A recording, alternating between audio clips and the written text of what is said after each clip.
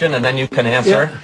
The 9/11 Commission, which you talk about, and this is what they did say, not what ABC pretended they said. What did they say? They said about you and President Bush, and I quote, "The U.S. government took the threat seriously, but not in the sense of mustering anything like the kind of effort that would be gathered to confront an enemy of the first, second, or even third rank." First of all, that's not true with us and bin Laden. Well, I'm telling you, that's what the 9/11 Commission said. Let's look at what Richard Clark said. Do you think Richard Clark has a vigorous attitude about bin Laden? Yes, I do. You do, don't you? He has a variety of opinions and loyalties, That's right. but yes, No, he has a vigorous opinion. Yeah, he has a variety of opinions and loyalties now, but let's look at the facts. He worked for Ronald Reagan. He was loyal to him. He worked for George H.W. Bush. He was loyal to him. He worked for me, and he was loyal to me. He worked for President Bush. He was loyal to him. They downgraded him and the terrorist operation. Now, look what he said. Read his book and read his factual assertions, not opinions, assertions. He said we took vigorous action after the African embassies. We probably nearly got bin Laden. Well, I authorized. No, wait a minute. Wait a minute. I authorized the CIA to get groups together to try to kill him. The CIA was run by George Tenet that President Bush gave the Medal of Freedom to. He said he did a good job setting up all these counterterrorism things. The country never had a comprehensive anti-terror operation until I came there. Now, if you want to criticize me for one thing, you can criticize me for this. After the cold, I had battle plans drawn to go into Afghanistan, overthrow the Taliban, and launch a full-scale attack search for bin Laden. But we needed basing rights in Uzbekistan, which we got after 9/11. The CIA and the FBI refused to certify that bin Laden was responsible while I was there. They refused to certify. So that meant I would have had to send a few hundred special forces in and helicopters refueled at night. Even the 9/11 Commission didn't do that. Now, the 9/11 Commission was a political document, too. All I'm asking is, anybody wants to say I didn't do enough, you read Richard Clark's Do you book. think you did enough, sir? No, because I didn't get him. Right. But at least I tried. That's the difference in me and some, including all the right-wingers that are attacking me now. They ridicule me for trying. They had 8 months to try. They did not try. I tried. So I tried and failed. When I failed, I left a comprehensive anti-terror strategy and the best guy in the country, Dick Clark, who got demoted. So you did Fox's bidding on this show.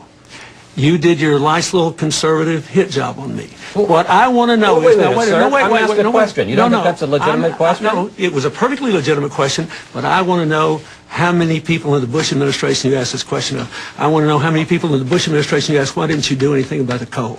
I want to know how many people you asked, why did you fire Dick Clark? I want to know how many people you asked about this. Did you ever watch Fox News Sunday, sir? I don't believe you asked them that. We asked plenty of questions. You didn't ask that, did you? Tell about the truth, the USS Chris. Cole? Tell the truth, Chris. With Iraq and Afghanistan, there's plenty of stuff to ask. Did you ever ask that? You set this meeting up because you're going to get a lot of criticism from your viewers because Rupert Murdoch supported my work on climate change. And you came here under false pretenses and said that you'd spend half the time talking about, you said you'd spend half the time talking about what we did out there to raise $7 billion plus in 3 days from 215 different commitments, and you don't care. But President Clinton, if you look at the questions here, you'll see half the questions about that. I didn't think this was going to set you off on such a tear. You launched it set off on a tear because you didn't formulate it in an honest way, and because you people ask me questions, you don't ask the other side. And Richard Clark, that is not true. Richard Clark made it clear in his testimony. Would you like to talk about the Clinton Global Initiative? No, I want to finish this now. All right. Well, all I'm saying is you falsely accused me of giving aid and comfort to bin Laden because of what happened in Somalia. No one knew Al-Qaeda existed then. And but did they know in 1996 when he declared war on the U.S.? Did they know in 1998 Absolutely. when he bombed the two embassies? Did they know in 2000 when he hit the pole? What did I do? I worked hard to try to kill him. I authorized the funding for the CIA to kill him. We contracted with people to kill him. I got closer to killing him than anybody's gotten since. And if I were still president, we'd have more than 20,000 troops there trying to kill him. Now, I've never criticized President Bush, and I don't think this is useful. But you know we do have a government that thinks Afghanistan is only 1/7 as important as Iraq.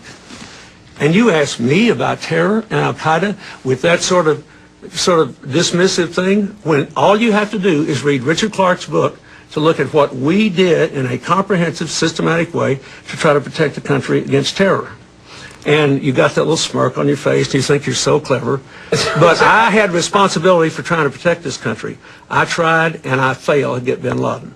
I regret it, but I did try. And I did everything I thought I responsibly could. The entire military was against sending special forces into Afghanistan and refueling by helicopter. And no one thought we could do it otherwise, because we could not get the CIA and the FBI to certify that Al-Qaeda was responsible while I was president. And so I left office. And yet, I get asked about this all the time. They had 3 times as much time to deal with it, and nobody ever asked them about it. I think that's strange. Can I ask you about the Clinton Global Initiative? You can. I always intended to, sir. No, you intended, though, to move your bones by doing this first, which is perfectly fine. But I don't mind people asking me. I actually talked to the 9/11 Commission for 4 hours, Chris, and I told them the mistakes I thought I made. And I urged them to make those mistakes public, because I thought none of us had been perfect. But instead of anybody talking about those things, I always get these clever little political deals where they ask me one set of questions and the other guy's another set. And it always comes from one source.